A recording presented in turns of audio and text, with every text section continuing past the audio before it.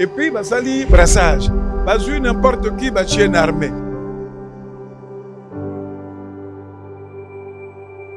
Il y a des gens qui n'ont jamais été adjudants, qui n'ont jamais été sergents, directeur bombardier et colonel. Batunion sur les gagner guerre dans l'Est, que va koufa. Ozui Mamadou Ndala, Ozui Baouma, Ozui Mbouza Mabé, Ozui Boé. Il faut évacuer les généraux qui sont cités dans le rapport international. Ensemble pour la République. Vous avez un pouvoir, tout vous avez en position.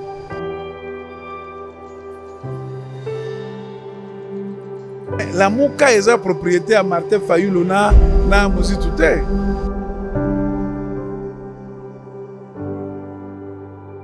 Tu sais pourquoi Baye na Union Sacrée? Parce qu'ils sont légers, ils ne pèsent pas.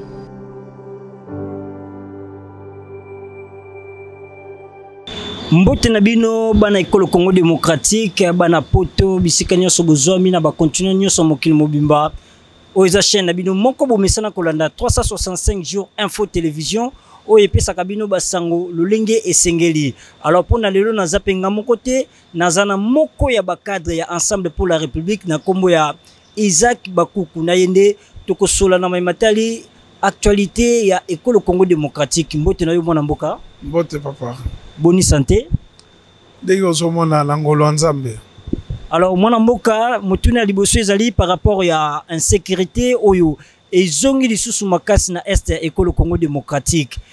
Présentement a ba mama na Beni, balati ba sac, ba ye liboso ya mairie pona ko senga na numéro 1. Akomisa memona bango pe tata mokonzi Félix Antoine Tshisekedi Tshilombo pour que akita kuna yemoko atala insécurité o bazali ko vivre nango mikolo na mikolo. Bana classe également bakati baku bazokendo lala liboso ya mairie pona ko senga tata mokonzi aya komona situation ya pasi o bazana nango kuna ko boma tango nyoso. Alors yo attaque moko ya ba citoyen congolais kotala baninga na bino na est ndenge bazo sila lokola ba mpuku lokola ba soso lilobane ko kozala nini. Merci pour na motuna na yo. Baza baninga na biso to baza bandeko na biso. O mo nyonso bango baza ndeko na biso. Fasio bango baza komona kuna biso pe tozo kango awa.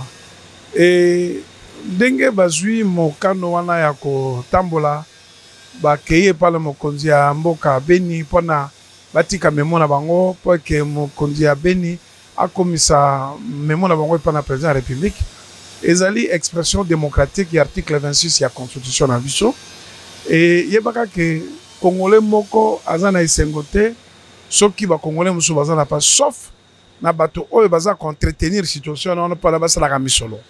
Alors biso to na cadre makambo wana te ezali vraiment pas si ndenge insécurité za koken mais pour la devoir de mémoire il faut yebaka depuis after le kota la 97 na mboka na biso eye na ba mikumba na yaka na bango ti lelo esenge ba yebisa biso eloko nini bayokana kana bato wana soki basili basongi bango bazwi pouvoir bakopesa bango nini parce que toza ko comprendre te toza ko comprendre muke te depuis bango bakota mboka kote na bandeko na biso kuna na este ekomaka koinda kaka makila kotanga bato kokufa banda kotumba. Et puis, eza kaka ba congolais te, eza kaka, eza na ba force étrangère, ba ADF Nalu, ba la FDRL, tout ça les consorts. Yango lo moni héritage mabe oyo biso tozwa o kabila tikela biso yango wana. Mokonzi ya mboka nde balobi, yaza papa la bana, ye moko lobaka a installé état-major. Et une partie des gens moni bazoti ba solo bazokende kuna. Aza kosala nyonso pona ke kimia efana no mobuta za koloba okoki kokufa nzala mais eloko eleki kimia na mokili ezali te okoko fana ndako na yo olete omeli maite mais soki kimia na yo ezali eloko permettre yo obanda ko réfléchir ndenge ni kozwa kwanga lobi nene kozwa lipa lobi mais tango yo ebite soki okolamuka tango yo ebite soki yoko okobima na balabala ezali ba stress ya mikolo ezobebisa nzoto ezobebisa mitema ndenge bandeko so bazokufa bo na kati ya Ituri ofandi bofandika bwali bawe babimi bango moko bayebi bato oyo bayaki na bato wana baluka solution mais armée l'état congolais a s'imposer pona atia paix eloko za makasi sengeli sikoyo gouvernement ya République démocratique du Congo et banda musala à partir wana azana programme ba axe prioritaire notamment contre l'insécurité il faut pacifier est mboka na biso pona ke bande ko na biso pona est bafana na kimia bakende ko sala ka misala na bango ndenge elongo bandi na ebisio congolais moko azola la pongite tango congolais musaso nyoko toza makambo na biso ya malamu toza makambo na biso ya mabe mais biso ba congolais tobomaka te biso ba congolais tokona te poto ba lokata bango kingo na ba atrocité oyo biso musu depuis tobotama tomona yango te yango lomoni bandeko bakanga mutema papa mokonzi ya mboka Félix Antoine Tshisekedi oyo aza na autorité de l'Union sacrée pour la nation na kati ya Union sacrée na tokosala tout po te kimia ezonga na kati ya mabele et puis autorité ya l'état ezala na ekolo mobimba. Merci mon mboka Isaac Bakuki. Alors motuna monsieur ezali par rapport ya MONUSCO.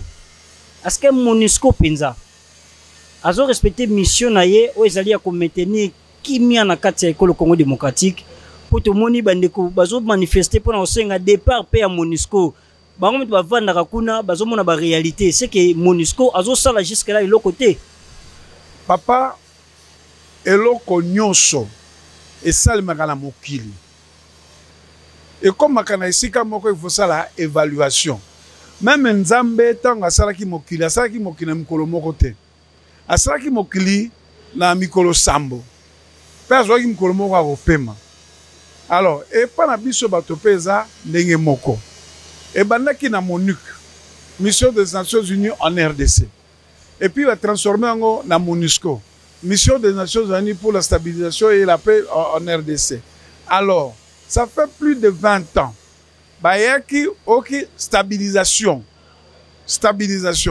mais tango baye bafandi place bango baza ko boma bato wana mais sengeli bato bami tuna question boyaki ko sala nini mosala bino eza nini ça fait plus de 20 ans et par an $1 milliard bon bango bazwaka ba utilisaka alors population azana raison tango yo bolobi yo papa moboti yo il faut futa classe ya mwana yo il faut que notika mwana na classe yo il faut somba uniforme na ye yo il faut leisa ye yo il faut futa makamnyos na ye mozo sala ngo te mwana komi delinquant bakolo ba nani donc population azana raison ko tourna de demander des comptes na MONUSCO parce que bofandi bato baza okufa ye musana ka compter bibembe alors azonga moi je vois pas l'utilité moi avant j'étais MONUSCO avant parce que régime ozaki liboso il voulait faire les choses pour bato ba yebate yango nazaki contre MONUSCO ndenge ba benganaki na coopération militaire belge na Kindu na Maniema parce que il voulait faire les choses comme il voulait ndenge bazaki ko boma bazana ba Tchebeya donc boye mais lelo MONUSCO aza quand même un partenaire moko aza fiable oh bengi président Félix Tshilombo il doit faire le travail mais place aux missions qui peuvent stabiliser paix na RDC pendant stopper ba massacre les autres place binozali donc moi je vois qu'aujourd'hui MONUSCO doit tirer des leçons parce que la MONUSCO n'a pas protégé les Congolais meurent du jour au jour. Ma mission d'intervention rapide à MONUSCO, tout ça là, tout ça. Mais finalement, nous avons de morts. Papa, tika, population congolaise a s'exprimer. Ce qui a monique, possibilité que MONUSCO a kende. Biso moko, tout ça là, makambona. Voilà. Moi, ce que je veux demander au ministre de la Défense, c'est que bazwa, banambo, kawana, bazana, ba poste, batinda bango kuna. Ops, chef d'opération, nini, l'opération Sokola, tout ça, un, deux, base là originaire ya kuna, peut-être solution comme on a. Mais côté la sko makamoni ngizoli kila, na kati ya ba massacre wana. Mais ezali pe na biso moko bana mboko bazali ko sala musala wana ozomona ngoti pamba te ezana ba colonel ba cadre officier ming ba kota. Parce que à l'époque on a mis tout le monde la période d'abrassage. Quand basali ba rébellion na bango et puis basali brassage. Bazu n'importe qui bâtit une armée. Il y a des gens qui n'ont jamais été adjudants, qui n'ont jamais été sergents, directeur bombardé et colonel. Et puis Aza infiltré. Donc l'armée était infiltrée. Alors il y a un moment où ADF FDR baza ko réagir, c'est baza harceler na une partie armée congolaise oyo eza ko sala bango makam. Talaka kandeke batu nyonso baza ko gagner guerre na est faut ba kufa. Ozui Mamadou Ndala, ozui Baouma, ozui Mbouza Mabe, ozui Boye. Donc tout vaillant commandant oyo que non, il pouvait rentrer dans les pays voisins, baza ko éliminer bango. C'est compris. Donc vraiment nous étions infiltrés jusqu'à la moelle épinière. Et on a, il faut nettoyage. Il faut aussi, ma partenaire de Balobi, il faut évacuer les généraux qui sont cités dans le rapport internationaux. Parce que l'Amérique veut venir nous aider, mais il ne veut pas apporter son assistante militaire aussi longtemps qu'il y aura la présence de certains généraux cités dans les rapports Mapping ou d'autres rapports. Il y a la communauté internationale, voire même il y a la Commission à droit de l'homme et les Nations Unies. Donc, tout ça, ce sont les problèmes. La situation on a ezala pour continuer. Alors que na kati opacité on a, na kati ya mobulu on a, bango baza ko profiter pour na ba bomaka bandeko na biso. Heureusement ba maman on a naza ko soutenir bango. Je suis de cœur avec o balati maputa, ba bimisi mabele biso za ko mela. Pour na biso to ko malelo mibali, vraiment nga naza ko soutenir ba mama. Il faut solution ya pacification. Et puis, papa m'a continué à ébellier vraiment à cause de la nuit, je pense que paix et ont. Parce qu'il y a des gens qui font fortune dans la situation. Il y a des gens qui veulent garder le pouvoir, parce qu'ils tirent la ficelle dans le président de l'Assemblée nationale. Et bah, membres de la société civile, il y a des côtés, il y a Ituri, il y a la Beni, ont toujours dit qu'il y a certains politiques à partir de Kinshasa, ce sont eux qui tirent le ficelle. Et c'est où tu es pas dans la tête. Et ça, les acteurs de terrain, et Moutounio, ça y est bien, il y a le monde président de l'Assemblée nationale. À Bimisaki, et député, tout le faut, donc, et ça, Makamouya passe Yamawa, mais Congo restera Congo. Merci, Congo restera Congo. Tout le monde est à Mokonzi, Simakoyamba, homologue na Kenya, président Kenyatta. Tata Mokonzalobi ba mesure impitoyable les autres pour que Kimia écoute na Katamboka. Alors côté la déclaration de Tata Mokonzi Sala qui analyse les années. Mais tout à fait normal. Nanda kuna bazo menacer aux mokolo yoza chef anda osani. Otala. Il faut contre-offensive. Et ce qu'a lobby boy. Ayebi pourquoi lobby wana. Ayebi pourquoi lobby wana. Donc, tous à la bichon sous Sima, Tata Mokonzi, tous à la bichon sous Sima et gouvernement à Bisso, et vous allez voir, tu sais, l'armée congolaise. Moi, j'ai eu l'occasion de rencontrer Kadhafi. Kadhafi à l'Obaka, soit qu'il y a une armée congolaise ou zaïroise de l'époque. Non, l'armée congolaise est en Afrique. Donc, nous avons des hommes valables, compétents, mais nous avons vécu un système de traîtrisme. Oyo, on a perçu exemple. Tous les vaillants chefs de commandement, après, Bazoku Fakak. Mamadou Ndala, Baouma, Mbouza Mabe, il y en a beaucoup. Pourquoi? Parce que non, ceux qui ont éléments dans la bataille, ils ont sous Kolobate. Il y a un monde qui est sous, Bazako Kima, Baomoko, Bazo Kamata, Bazo Teka, munitions. Donc, Yangwana, Ndenge Mokonambo Kalobi, il faut faire attention. Merci Monamboka, Nao Italie politique, ensemble pour la République. Vous avez un pouvoir, vous avez une opposition. Mais papa, pourquoi Bolingi toujours poser question wana? Boyoki comme le ministre est ensemble pour la République qui n'a gouvernement. Bolingi insinue nini? Vous avez un pouvoir, vous avez une opposition. Papa, le plus grand parti à l'Union sacrée de l'opposition, de l'Union sacrée pour la nation, est ensemble pour la République. Vous voyez bien, go? Et les gens qui ont crédibilisé l'Union sacrée pour la nation, c'est l'ensemble pour la République par le canal de son président, Nyamaekila Moïse Katumbi Tchapoué. Nous sommes dans la coalition et nous sommes dans le pouvoir. Nous assumons Siko yebisa biso. Lamuka. Botikeli Martin Fayulu, au moins c'est qui au mongo. C'est qui mon parce que vous avez yebaki que insinuation na yo ngaki ndo koma wana. Papa. Nzambe ayebi. Au moins siko bato bazo ba non. Soki Lamuka zoki pouvoir. Ngaki za la catastrophique. Vous savez pourquoi? Nzambe ayebaki. Lorsque quelqu'un a respecté l'article YASBLT, à combien plus forte raison à respecter la Constitution de la République? Parce que mboka nyonso etambolaka na mibeko.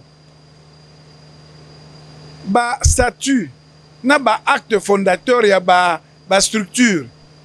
Eza loi nango. Et la convention fait la loi des partis.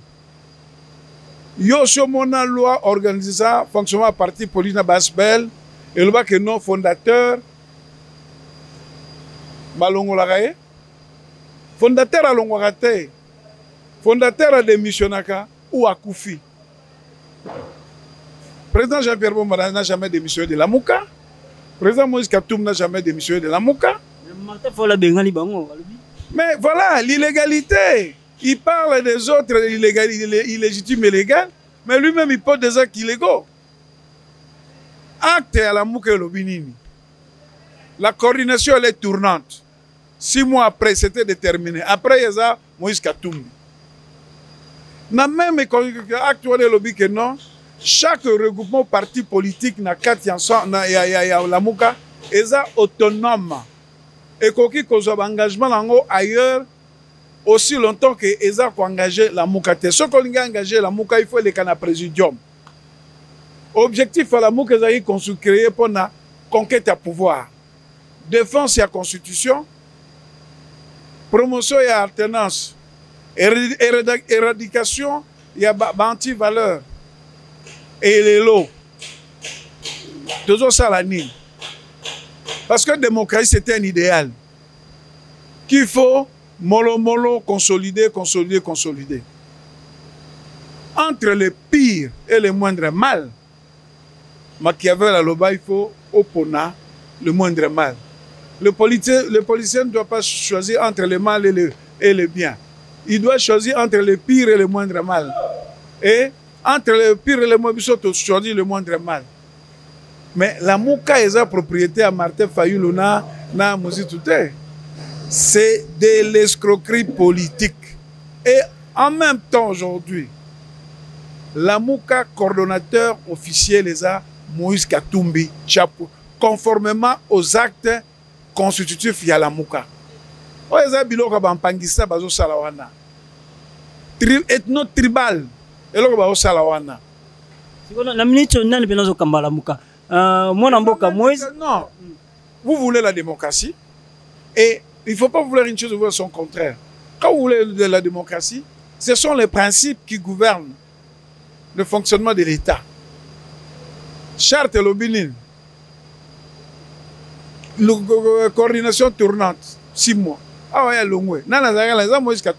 C'est Moïse Katumbi qui est président, qui est coordonnateur. Point la ligne, basta. Il n'y a pas à discuter. Il n'y a pas à tergiverser. Quand on Moïse Katumbi, on dirait que Kayepe. Net a zongi simba po batikeli mozito azwa le devant. Nasima ndeni.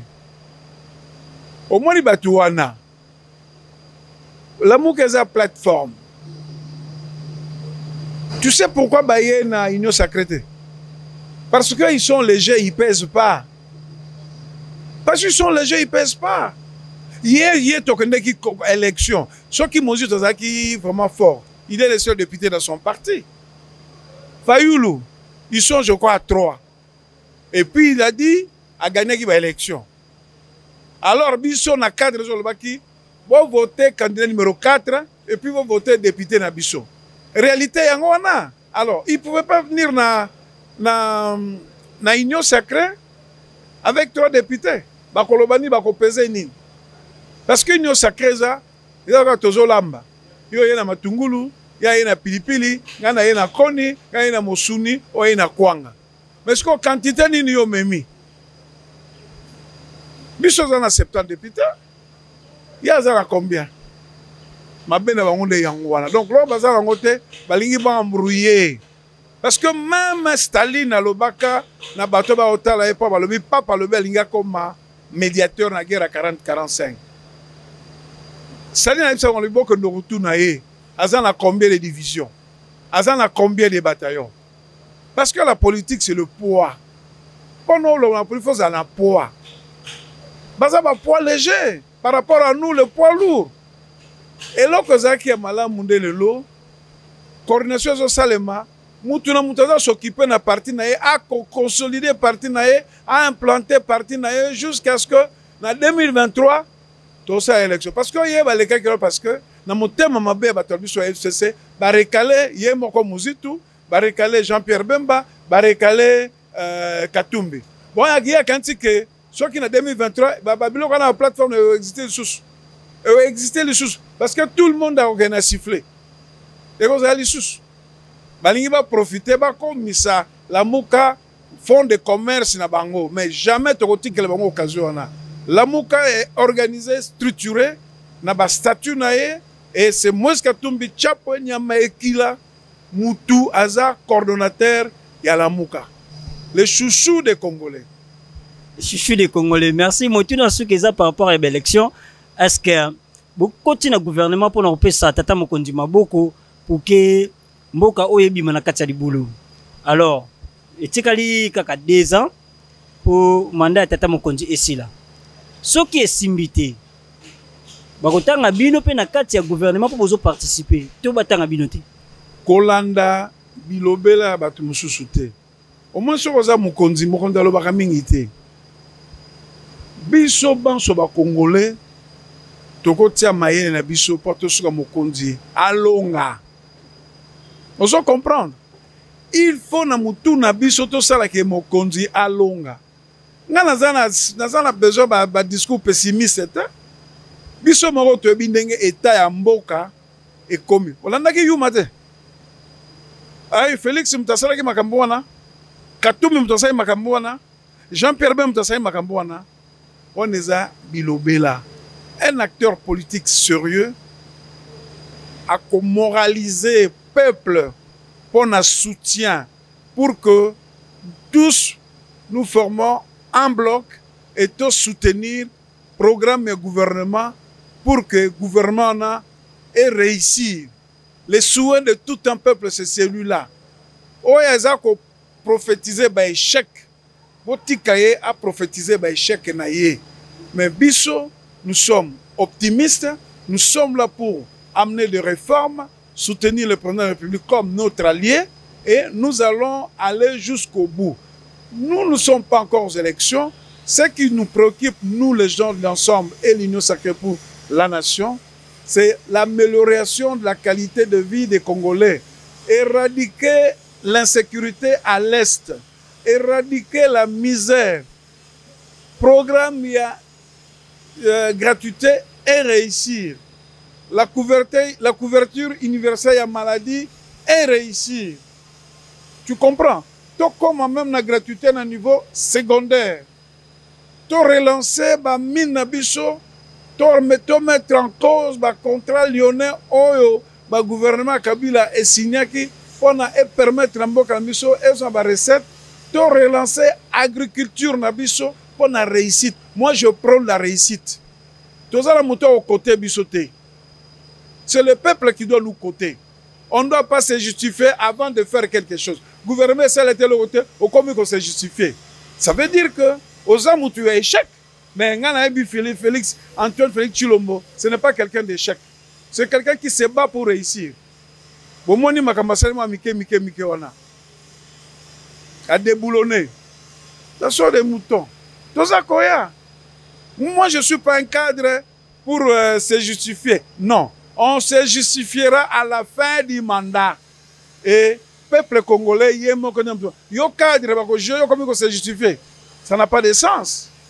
Et puis, il faut respect à Banda. Il y a un président de la République. Il y a un président de la République.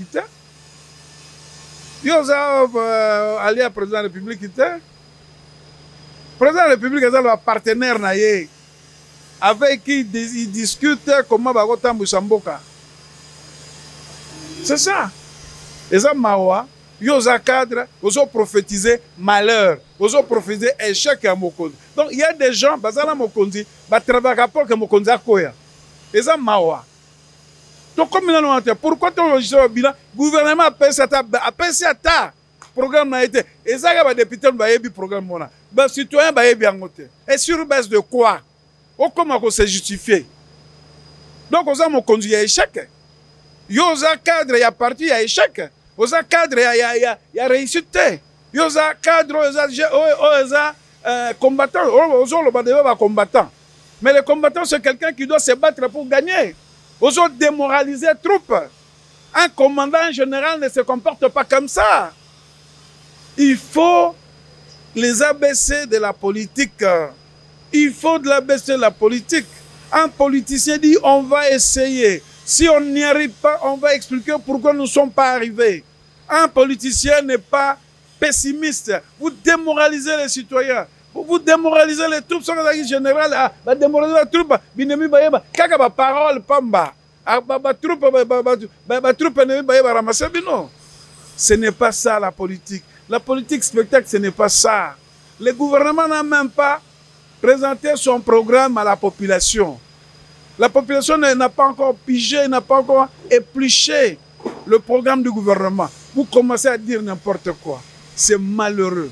Vraiment, c'est malheureux. Mais nous sommes les partenaires du chef de l'État. Nous allons nous battre jusqu'à notre dernière énergie pour que ces mandats réussissent et on aura des justifications auprès de la population. Merci, Motuna Souka Ezali. Tout le monde les codiers donnés à Otibongo Kopona Malokola, président de la Cour constitutionnelle. Est-ce que quand on a une élection, il y a un choix où il y a un bon, na s'exprimer qui na question wana. Ndekonabiso Dieudonné Kalouba est incontestable. Compétence mayele naye aza incontestable. Mais le problème est que ce qui est dans l'article 158 alinéa 4 de la Constitution, ça s'est passé dans l'illégalité. C'est-à-dire quoi? Il faut respecter la procédure. Parce qu'il y a des juges qu'il faudrait évacuer, Bassali, 9 ans. Il faut procéder par le tirage au sort. Après le tirage au sort, et se réunir, ce président nommé au magistrat Moussoussou va se réunir va poni président na bango. Mais il y a un problème. Oyo Kenamoni, après recul et analyse scientifique, en fait, intérim à président, il y a cour constitutionnelle, ne doit pas dépasser 6 mois. Or, intérim à président cour constitutionnelle est comme Akina Souka. Alors, une cour comme celle-là ne peut pas fonctionner dans le vide ni dans l'illégalité. Faut ezali d'abord Rabato Oyo, bazala qui prévu, va désigner Batou Oyo va remplacer le juge Wana Misato. 1. Assemblée nationale. Assemblée nationale, il fallait, comme Ayebaki, Ayebi, va député, Ayebi que non, expiration, il y a un mandat de juge Wana reçu dans le mois de mars au mois d'avril. Il fallait une session extraordinaire Oyo Basalaki va désigner Batouana. Pour que tant comme on a expiration, Batouana présent nommé Bango, va sali tirage au sort. Et puis, même ceux qui va désigner Bango, déjà, quand en fonction de l'expiration, ton présent a nommé Bango. Alors, ce qu'on allait bien, la Cour constitutionnelle ne voulait pas à Kendelsu na illégalité. Il y a à se rabattre na le règlement de l'intérêt na bango et l'intérêt du président et la Cour constitutionnelle ne peut pas excéder 6 mois. Alors, ce qui est donc le président de la Cour constitutionnelle a illégalité totale. Donc, ça veut dire que ceux qui même recours mon corps, il fallait quota ou bien tout dans le concours constitutionnel à vérifier, ils ne seraient pas compétents. On se comprend. Donc, dans les Cambouana, il faut que nous et dans l'institution Oyo, il fallait pona ba juge ya remplacement. Ngana roe ba eloko moko Trump anoma ki juge moko avant ye à longwa. Mais juge on a kota na fonction na expiration ya juge no mususu. Ay de quoi juge on a kota kala mingite. Alors quand vous dites qu'il faut diriger ce gouvernement se prévoir, il fallait un mécanisme pour prévoir en gros. Parce que ce qui le lot bakei c'est ici. Bakonomé batona quand. Donc président à la Cour constitutionnelle a une illégalité. Donc c'est un peu ça principe et puis une exception de façon que la Cour constitutionnelle est fonctionnelle. Il ne faut pas que la Cour constitutionnelle la paralyser à cause de l'institution comme l'Assemblée nationale ou tu comprends? Dans le sens où on a le principe de la loi, il y a l'illégalité. Mais ce qu'il y a illégalité, quand la Cour constitutionnelle s'est rabattue sur le règlement de l'intérêt de Bango, il y a un président et la Cour constitutionnelle, mais Mbeba et ça, dans quatre institutions, il fallait pas prévoir déjà que non, dans la Cour constitutionnelle, il fallait que juge contre la Cour constitutionnelle avant expiration, il y a 9 ans. Mais à côté de Moko, il y a un député dans le IDPS, Prof. André Mbata, il est satisfait de la Cour constitutionnelle. Oui, il est resté dans le principe. Parce qu'il ne faut pas vouloir une chose et son contraire. Il a utilisé l'article 158, alinéa 4. Pour que l'élection se fasse au niveau de la Cour constitutionnelle, il faut procéder au tirage au sort des juges qui ont totalisé 9 ans. Ça, c'est le principe. Mais on ne peut pas paralyser une institution au profit de l'autre. L'Assemblée nationale devait déjà choisir ses juges. C'est un peu ça. C'est un peu ça. Donc, il y a à boire et à manger, mais j'estime que Bango Balandi, règlement de l'intérêt de Bango, pour que ça fonctionne illégalité. Parce que si 6 mois, et ça renouvelable était, la Cour constitutionnelle peut se réunir, il faut en président de Bango. Or, le président est illégal. Acceptons une cour dont le président est illégal ou acceptons une cour qui a appliqué le règlement de l'intérieur en attendant que les autres institutions se mettent en règle. Un peu ça. Matono nabino nyonso bozala ki ebele ya kolanda émission nabino ya politique oyo bomesana kolanda na chaîne moko 365 jours info télévision wana ezala ki esengo pona biso koyamba pona bino moko ya bakadre ya makasi na kati ya Assemblée pour la République mwana mboka Isaac Bakuku Boyoki ba analyse na ye ndenge awuti ko manyola na matali STP situation politique na école Congo démocratique. Alors to senga na bino juste bo aimer bo liker na chaîne na biso pour que vous ayez des notifications à tout moment. Bobenga biso na plus 243 89 74 85 539. Ba suggestion na bino, ba proposition na ba souhait na bino, boko mela biso to kozanga te ko répondre pour que musala etambola malamu. Stika kimi en kolonzambe mela bisika nyonso bozali. Merci na yo Patrick Lusala o azalaki na sima ya caméra, montage ya Alabamba Lala Kisema.